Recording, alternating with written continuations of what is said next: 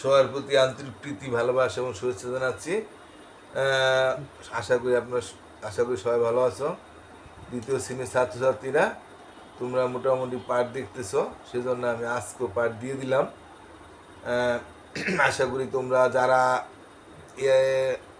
গত পাঠটা দেখো নাই, অনেকেই দেখছো, আর যারা দেখো নাই দেখে নিবে। আমি আজকেও পাঠ দিয়ে দিচ্ছি। তাই যেহেতু তোমাদের পাঠের প্রতি আগ্রহ, সেজন্য আমি আজকে পাঠ দিয়ে দিলাম। তাহলে আমরা এখন বইয়ের দিকে তাকাই। এতদিন আমরা হাতে কোনো ছিল না এরকম অঙ্ক করেছি, অত উপরের সংখ্যাটা বড় ছিল। হ্যাঁ, দুই ধারেই একক এবং দর্শকের ঘরে দুই দিকে সংখ্যায় আমাদের বড় ছিল, তখন এই জন্য আমাদের কয়টা সুবিধা ছিল। এবার যদি আমাদের এককের ঘরের সংখ্যা যদি যদি ছোট থাকে আর নিচের যদি এককের ঘরের সংখ্যা বড় থাকে, তাহলে আমাদের কিভাবে করতে হয় আজকে আমরা সেই নিয়মটা শিখব।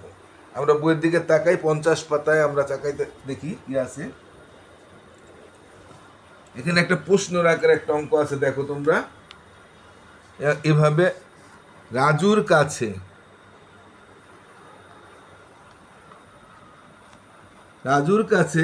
4-5 কত হয়? আমরা জানি 4-10-5 45। 45টি রং পেন্সিল ছিল। সে তুলিকে 1-10-8-18, মানে এখানে 18টি রং পেন্সিল দিল, মানে দিয়া দিল। রাজুর কাছে 45টি রং পেন্সিল ছিল, সে থেকে সে তুলিরে 18টি রং পেন্সিল দিয়ে দিল। রাজুর কাছে কতটি রং পেন্সিল রইল? এই যে অঙ্ক একদম সহজ। তো তোমরা এখনো ছোট, হয়তো একটু কম বুঝতে পারবে, তারপর তোমরা এটা সহজেই বুঝতে পারবা। আমি আগে বলছি যে যখনই কমে যায় তখন বিয়োগ হয়, তাই না?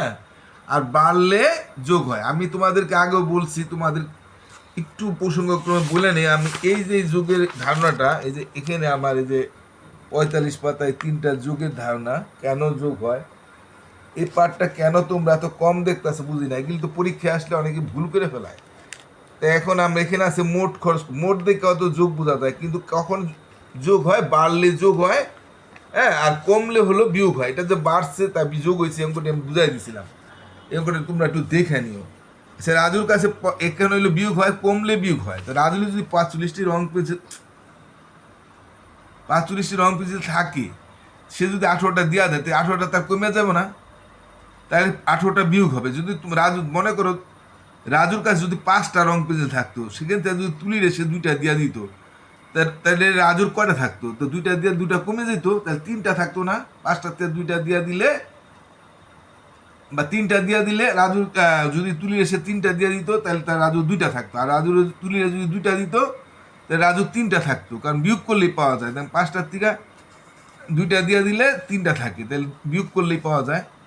তাই আমরা বুঝতে পারলাম যে যখন আমরা দিয়া দিই তখন কমে যায়, তো কমলে বিয়োগ হয়। যে কোনোভাবে কমতে পারে। যেমন তোমার তোমার বাড়িতে যদি 5টা গাছ থাকে, 5টা নারকেল গাছ আছে, তোমরা 2টা গাছ কেটে ফেললা, তাহলে তোমার 2টা গাছ কমে গেল। তো 5টা থেকে 2টা কেটে ফেলছো, এখন কয়টা গাছ রইলো? তো 5টা থেকে তো 2টা কেটে ফেলেছো, কমে গেছে। তো 5টা থেকে 2টা বিয়োগ করলে 3টা থাকে।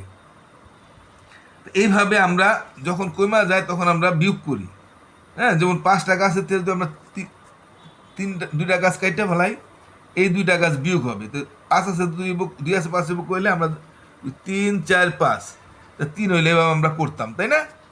তাহলে আমরা এটা কিন্তু এখানে কিন্তু এভাবে সেটা করতে বলে নাই। এখানে বলছে রাজুরা ছিল 45টি রং পেন্সিল। তাহলে আমরা যেটা ছিল সেটা আমরা বাঁ ধারে লিখবো, আর যেটা দিয়া দিলাম সেটা হলো বিয়োগ করতেছি। তাহলে যেটা বিয়োগ করব সেটা সবসময় ডান ধারে লেখা বিয়োগ করতে। আর যদি উপরে নিচে করি, তাহলে উপরে 45 লেখা, নিচে 18 লেখা আমরা বিয়োগ করতে পারি।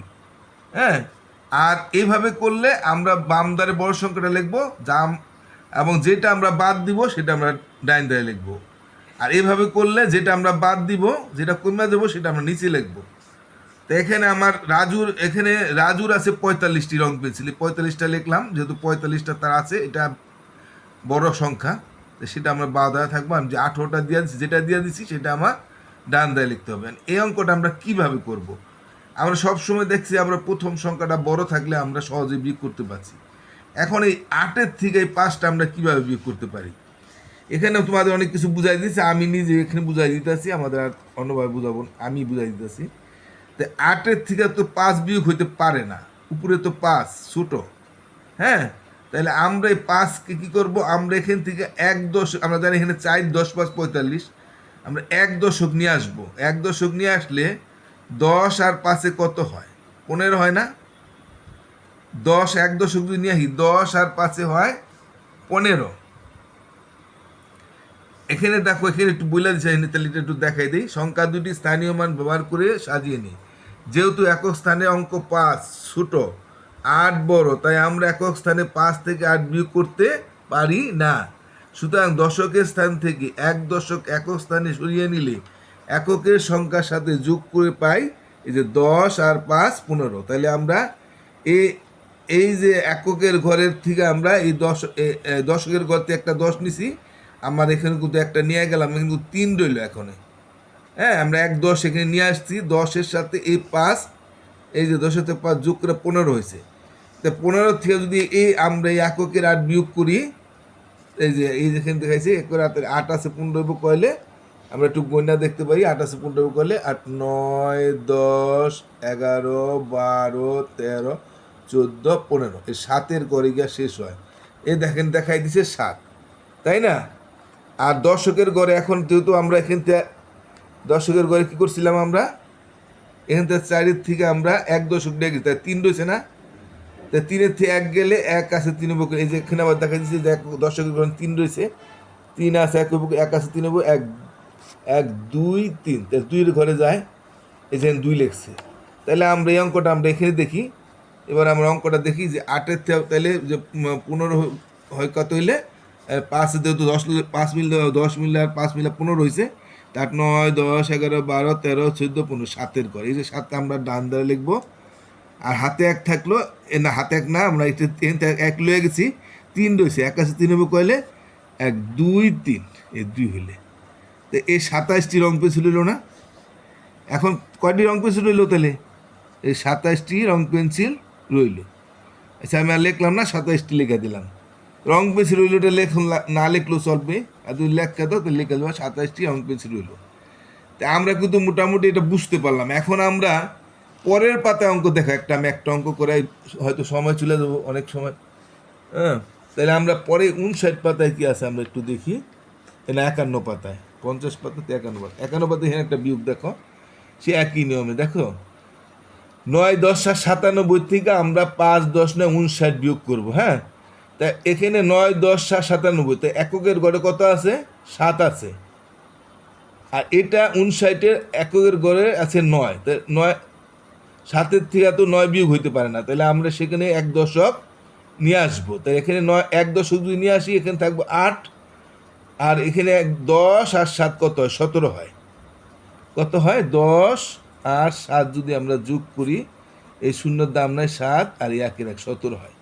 এখন 17 থেকে কিন্তু আমরা 9 বিয়োগ করতে পারবো। 9 আছে 17 বিয়োগ কয়লে? হ্যাঁ, 9 10 11 12 13 14 15 16 17, কতর ঘরে গেল? 8-এর ঘরে গিয়ে শেষ হলো না? তাহলে এই যে 8 হইলে, এখন আমরা এখান থেকে কিন্তু 1 দশক নিয়ে গেছি, তাহলে 8 রয়েছে, তাই না? তো 5 আছে 8 উপর কইলে 6 7 8, আর 6 7 8 3। তা আমরা মোটামুটি আমরা একটা ধারণা আজকে কিন্তু পাইলাম যে কিভাবে এই করতে হয়। আমরা আজকের মতো এটা শেষ করি। আমরা এরপরে আমরা পরের পার্টটা দেখলে আমরা আরো ভালোভাবে বুঝতে পারবো। আবার আরেকটা নিয়মও এই বিয়োগ এই করা যায়। তা তোমরা আশা করি বুঝতে পারছো। পরের পার্টটা দেখলে আরো সুন্দরভাবে বুঝতে পারবা। তা নিয়মিত পাঠ দেখো। তোমাদেরকে অসংখ্য ধন্যবাদ। সবাই ভালো থাকো। টাটা।